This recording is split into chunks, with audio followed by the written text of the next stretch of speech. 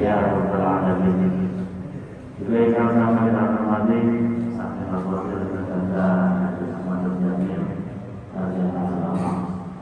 Beliau 2024 akan menjalankan lagi sebagai anggota legislatif DPRD DKI Jakarta. Mudah-mudahan sukses selalu atas dukungan dan doa dari para pemimpin yang memang beliau putra daerah. Allah dan sebagainya yang kita bersama saja yang bisa berkali-kali.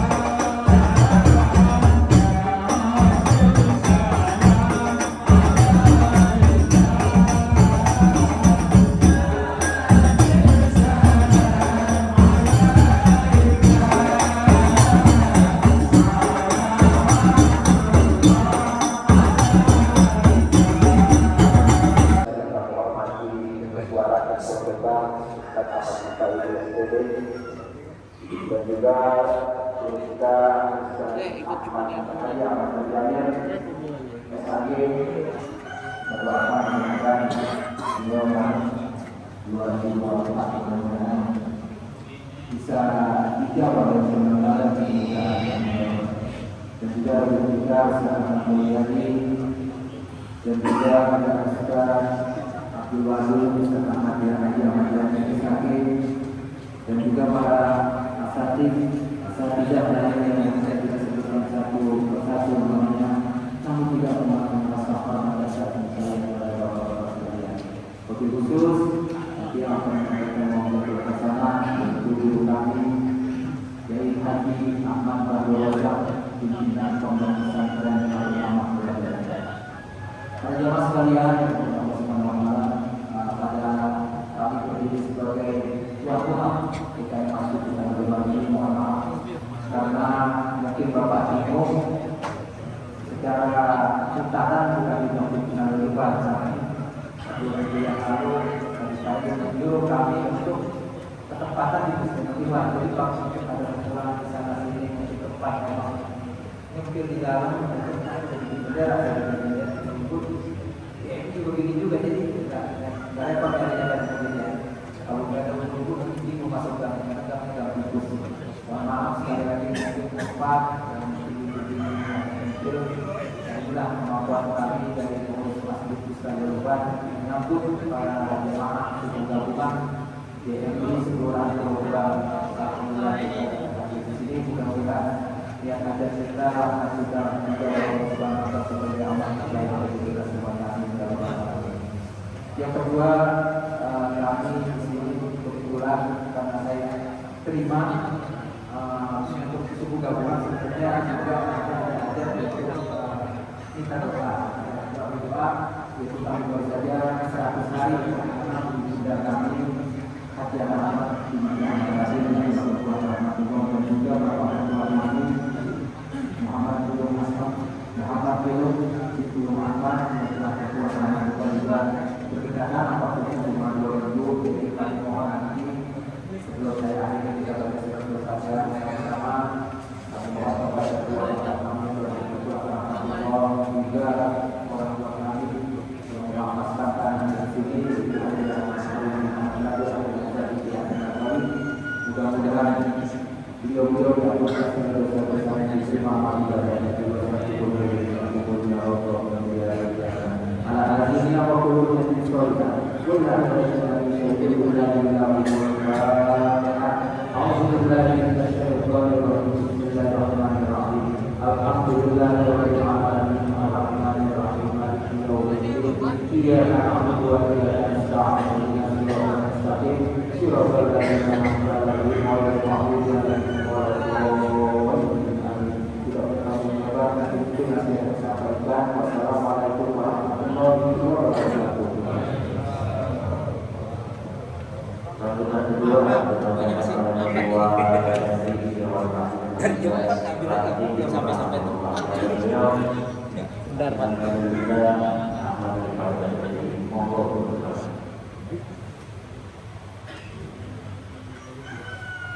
Assalamualaikum warahmatullahi wabarakatuh.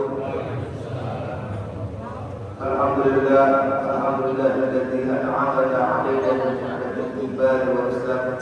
Asyhadu an la ilaha illallah wahdahu la syarika lahu wa asyhadu anna Muhammadan abduhu wa rasuluhu la nabiyya ba'dahu. Allahumma shalli wa sallim wa barik 'ala sayyidina wa maulana Muhammadin al-fatih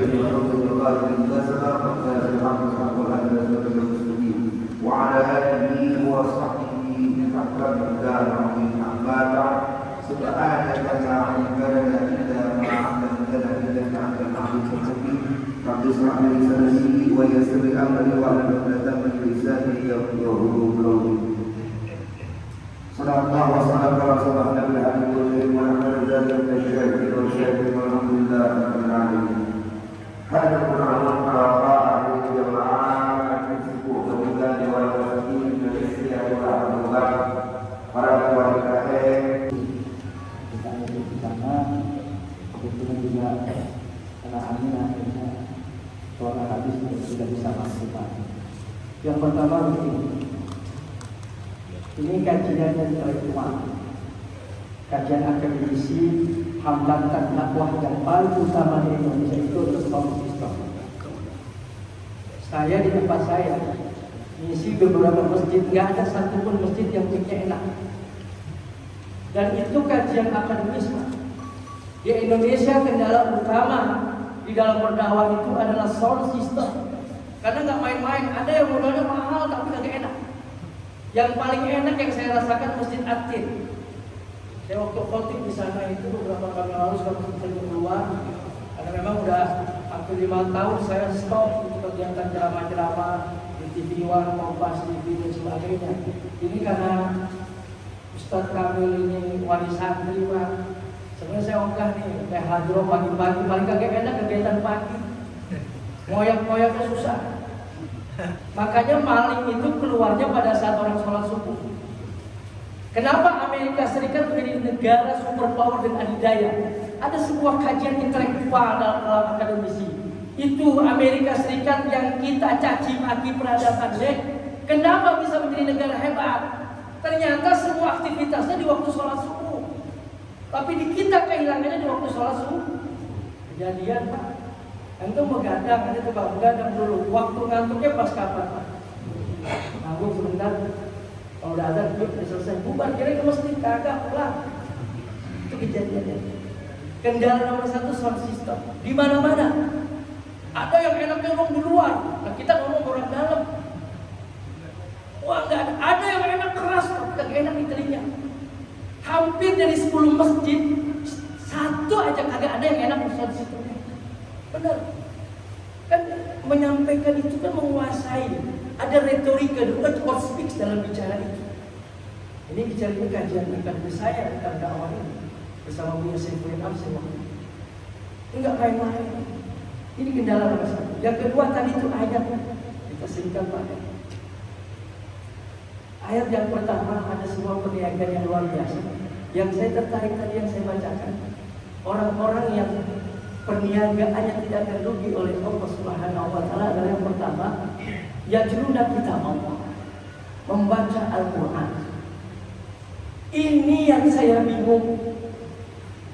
Coba bayangkan apa yang ada di Indonesia. Sumber daya alamnya, orang cerdas di Jepang sampai keluar air liur melihat ternyata ada sebuah surga di dunia ini yang bernama Indonesia. Tongkat dan kayu jadi tanaman, bukan lautan hanya kolam susu kata Kuskus. Menandakan begitu luar biasa kayanya Indonesia. Freeport kita mengandung emas. Kongkor 100 tahun dieksploitasi tidak akan habis emas kita. Apa yang ada di Indonesia? Negara yang kaya luar biasa seperti ini. Bahkan ada sebuah agama yang katanya hebat. Agamanya ya'lu wa la yu'la alaih, menjadi agama mayoritas. Negara yang kaya, negara yang mayoritasnya katanya negaranya hebat, harusnya Indonesia menjadi kekuatan dunia. Tapi apa yang terjadi? Lihat kemiskinan, lihat Indonesia. Lihat kemaksiatan, lihat Indonesia. Kenapa itu semua tidak terjadi? Karena kita dijauhkan daripada Al-Quran. Lihat toh sejarah peradaban. Bagaimana baginda Rasulullah mereformasi masyarakat jahiliyah menjadi masyarakat civil society, menjadi masyarakat Madinah Munawwarah. Ini kajian Pak. Kenapa? Apa misi Rasulullah? Menghadirkan Al-Quran. Hanya dalam 22 tahun, 2 bulan, 22 hari terjadi perubahan peradaban yang begitu dahsyat di tanah Arab. Di Indonesia harusnya begitu. Kita udah jauh lagi. Anak-anak kita dijauhkan daripada Al-Quran. Bukan hanya Garuda di dadamu, tapi juga Al-Quran di dadamu. Ini kan gak enak diceramah kayak begini. Menjadi luar, suara di dalam. Jadi kembalilah lagi Al-Quran. Masjid harusnya kembali lagi. Bukan di tempat-tempat gesekan demi gesekan. Hampir semua curhatan orang kayak begitu. Harusnya bersihkan hati yang luar biasa. Kembalikan lagi Al-Quran di dada anak-anak kita. Dari maghrib sampai isya kembalikan lagi Pak Al-Quran. Makanya saya bismillah. Saya tinggalin jadi dosen 13 tahun kita ngajar. Aku dengan bodi intelektual. Saya korbankan waktu kita insya Allah bersama santri yuk. Tapi kita bila aneh ini ibarat kalau dihidup banyak beras bertumpukan. Ada beras jatuh-jatuhan. Itu aneh bagiannya tuh. Kita gesek-gesek, kita ayak-ayak lagi, biar bisa terpakai itu berasnya. Biar yang cakap-cakap buat orang lain. Pinter, lu daftar ke sekolah sono. Punya duit, lu daftar ke sekolah sono. Yang gak punya duit, yang gak pinter, yang blow on, sini yang ada. Insya Allah dengan Al-Quran kan jadi. Sekarang kan bingung. Anak pinter gak punya duit bisa sekolah. Sekolah hebat-hebat mahal semua. Ini siapa yang ngurusin Al-Quran? Siapa yang ngurusin dulu? Alif lam sukun fathah al, ha mim sukun fathah ham, dal dhamatu alhamdu. Dulu kita ngaji begitu. Dari maghrib sampai isya. Sekarang hilang semuanya Al-Quran. Mana? Harusnya saya udah gak dengar lagi tuh mesin-mesin pada ngaji Al-Quran lagi gak ada. Bukan gak bagus, tetap bagus. Tapi gini Al-Quran ini pada lupa. Ngaji tafsir, yang ngaji kagak bisa baca Quran kan slow Pak. Gak tepat di dalam materi. Ente tafsir udah kuasai 12 part belum? Yang ngaji banyak masih bekal letot kan tafsir lagi. Kan repot ini. Bapak cuma melongo doang. Pak guru enak ngajinya, 50 tahun nggak habis-habis tuh kita. Tafsir jalan lain, akhirnya jadi tafsir jalan lain. Bukan nggak bagus, tapi lihat kebutuhan masyarakat apa. Waktunya Al-Quran itu dikatakan mereka, kembalikan lagi. Karena Al-Quran itu memilih, Pak, bukan dipilih. Berapa banyak orang yang jago baca Al-Quran, lancar baca Al-Quran. Tanya dalam 24 jam, berapa waktu dia membaca Al-Quran. Dibikin sibukan mereka. Kalau bulan puasa saya suka bercanda dengan para ustaz. Di akhir-akhir Ramadan, saya tempat ustaz-ustaz. Udah berapa kali khatam kan? Tahu orang ustaz ceramah dulu. Jadi nggak usah hebat-hebat, sehari 10 ayat aja buat luar biasa. Jadi kembalikan lagi Al-Quran di dada anak-anak kita. Kembalikan, kalau ingin hebat kembalikan. Lihat sejarah perjuangan Rasulullah. Rasulullah bisa mendobrak peradaban Arab jahiliyah dengan Al-Quran. Kalau Indonesia mau hebat, kembalikan lagi Al-Quran ke masjid-masjid. Kembalikan lagi Al-Quran ke dada anak-anak kita. Malah kita kalau anak-anak bisa baca Quran. Harus seperti itu. Dulu anak mau disunat ditanya, lu udah hafal belum? Minimal juz 30. Kalau udah lu naik kuda, baru lu sunat. Begitu sekarang. Maghrib sampai isya orang pada ngaji. Sekarang anak sampai bapak berantem rebutan remote. Kemana? Ini kadang-kadang maaf nih, kita yang muda-muda disuruh begini, tapi yang tua-tua pada muncul. Al-Qurannya kemana sekarang? Ngomong Quran begini. Makanya kemarin waktu ada demo besar-besaran, ada ikut demo waktu itu di depan. Jaber jatuh, Arifin jatuh, pada cemeng tuh. Ada di depan, Pak. Nggak habis berisik, ada di depan. Ada ikut waktu itu. Tapi saya bilang sama teman-teman, kalau mereka yang disiplin, yang kemarin kita dia mau bisa-bisa wajar. Kalau mereka menistakan agama, tapi ada sejatinya yang menistakan agama, menistakan Al-Quran. Mereka adalah yang asyhadu an la ilaha illallah wa asyhadu anna Muhammadar Rasulullah. Mengaku bermakmum kepada Al-Quran, mengaku imamnya adalah Al-Quran, tapi tidak pernah membaca Al-Quran. Itulah penista Al-Quran sejatinya. Itu dia. Kalau mereka membiarin aja bukan bagian kita. Tapi kita yang katanya asyhadu an la ilaha illallah wa asyhadu anna Muhammadar Rasulullah, makmum kepada Al-Quran, mengangkat Al-Quran sebagai imamnya, tidak pernah membaca Al-Quran, itu sejatinya penista Al-Quran. Itu yang menjatuhkan Al-Quran. Kalau Al-Quran kembali lagi ke masjid-masjid, kembali lagi ke taklim, fungsinya difungsikan seperti dulu, insya Allah dah makmur dengan sendirinya. Allah yang akan angkat itu semua. Sebenarnya sepele kayak begitu. Kita nggak pernah ketakutan. Anak-anak 40 nggak pada bayar, nggak pernah ketakutan gitu. Kenapa? Allah kan punya jalan sendiri. Perjuangan Al-Quran. Bismillah. Biarin orang kata, lu Quran doang kita kagak lah. Kita mah cuma jumlah ismiyah, jumlah afiyah, matawat yang kecil, udah gak apa-apa, udah masing-masing yang jago kita, yang jago Quran. Jangan saling menyebut, jangan saling. Ayo kita hidup lagi bareng-bareng. Ini kayak begini kan indah sekali. Antara satu masjid ke masjid yang lain.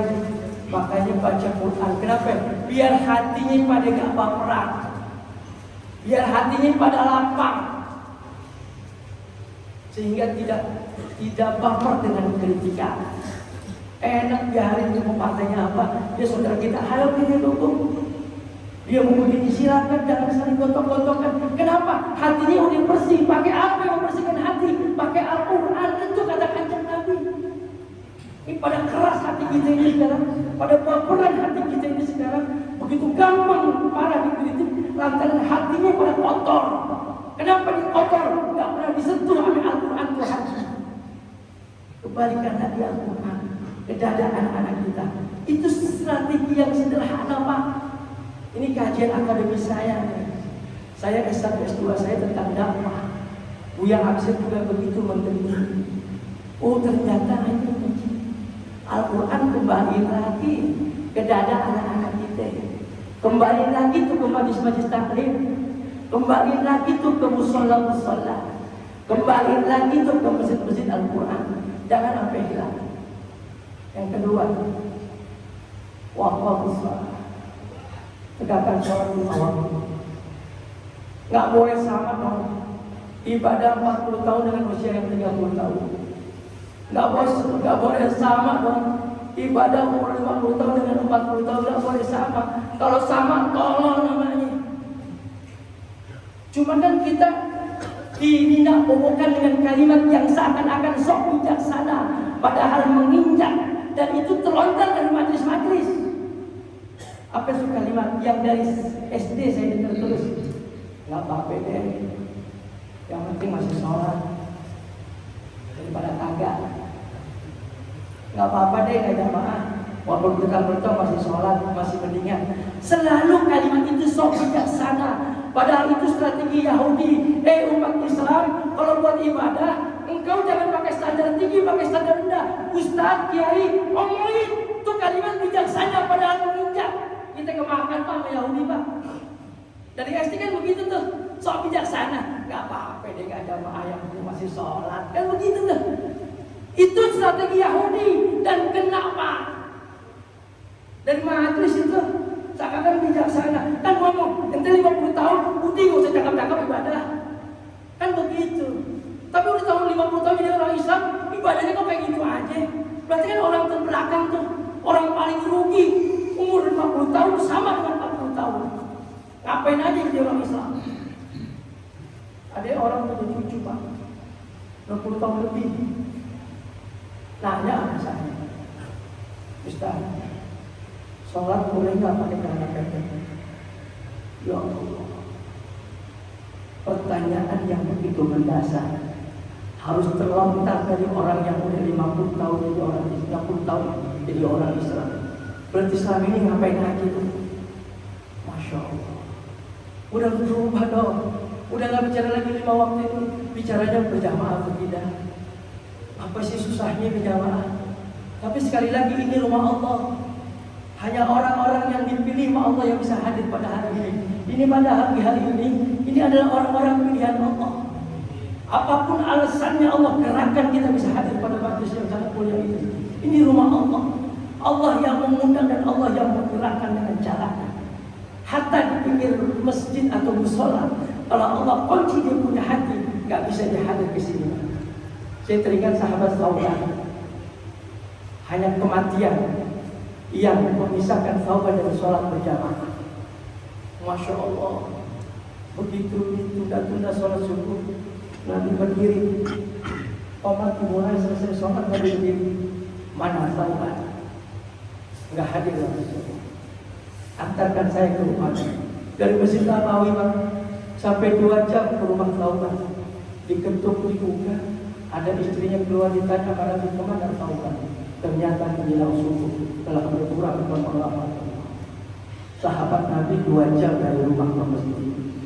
Nggak pernah terlambat sholat berjamaah. Hanya kematian yang memisahkan beliau dengan sholat berjamaah. Ya Allah, itu yang Allah kritik buat kita pada surah Ar-Rahman. Nggak kurang 31 ayat. Fabi ayyi ala'i rabbikuma tukadziban. Seakan-akan Allah yang berkata, wahai hambaku, apa lagi sih? Engkau nggak harus seperti Thawban 2 jam berjalan dari rumah ke masjid. Engkau diberikan mobil, diberikan motor, sepeda, bahkan mampu untuk melangkah. Engkau tidak harus 2 jam seperti Thawban yang memisahkan sholat berjamaah dengan kematian. Fabi ayyi ala'i rabbikuma tukadziban. Gimana lagi sih bersyukurnya kalau begitu? Disehat dikasih, mampu berjalan dikasih. Gerangan apa yang begitu berat untuk melangkahkan kaki ke masjid? Kalau pakai jalan keras setelah sholat dari jalur masjid illa fil masjid, kagak sah. Malah bentar marah. Kagak sah orang yang bertetangga di masjid. Ukuran tetangganya bagaimana? Hal sami dan tidak. Engkau mendengar azan, engkau tetangga masjid itu. Tapi lagi-lagi hanya sekelas yang imannya wali yang mampu ke masjid Pak. Kalau enggak bisa Pak. 5 waktu sholat berjamaah nggak bisa. Al-ajru ala qadri masaqah. Berat tuh sholat jamaah. Kenapa? 1 langkah menghapus dosa, 1 langkah mengangkat derajatnya. Kalau bukan orang-orang yang imannya sekelas wali, mustahil bisa melaksanakan sholat berjamaah di masjid. Nggak. Saya sempat keliling dulu. Oh nggak ada Ustaz. Masya Allah. Yang terakhir, berinfak kepada Allah. Ada satu ayat yang mengatakan, andai kata Allah berikan waktu kita untuk hidup kembali ke alam dunia, apa yang akan diberikan? Kita akan bersedekah kepada Allah Subhanahu wa Ta'ala. Memberi tidak harus dalam keadaan punya, Pak. Memberi tidak harus dalam keadaan punya. Apapun yang kita miliki, berikanlah kepada Allah. Jangan dengan harta, dengan hartanya, dengan ilmu, dengan tenaganya, dengan senyum, dengan senyumnya, minimal dengan doanya. Insya Allah kalau ini kita lakukan, kita akan menjadi keluarga dan terima kasih. Mohon maaf. Assalamualaikum warahmatullahi wabarakatuh.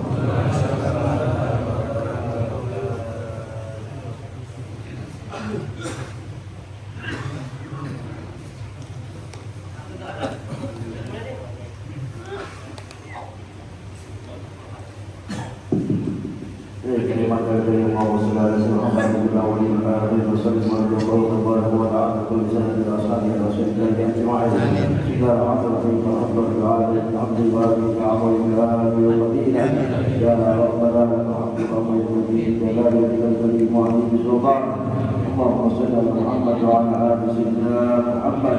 Allahumma taqabbal hajat al-marhuba wa taqabbal min kulli ma'suma rabbana innaka jami'un nas liyawmin la rayba fihi inna Allaha la yuhibbul mi'ad. Allahumma inna nas'aluka al-huda na'udzu bika min sakhatillah.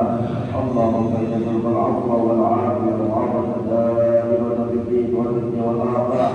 Rabbana ighfir lana dhunubana wa liwalidina warhamhum kama rabbawna shighara. Rabbana atina fid dunya hasanah wa fil akhirati hasanah wa qina adzabannar.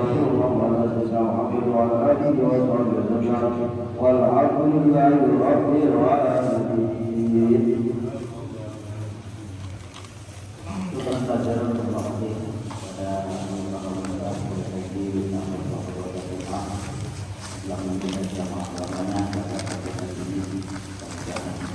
kita dapat mengambil manfaat dan berdoa maka kita yang berkaitan pada hari ini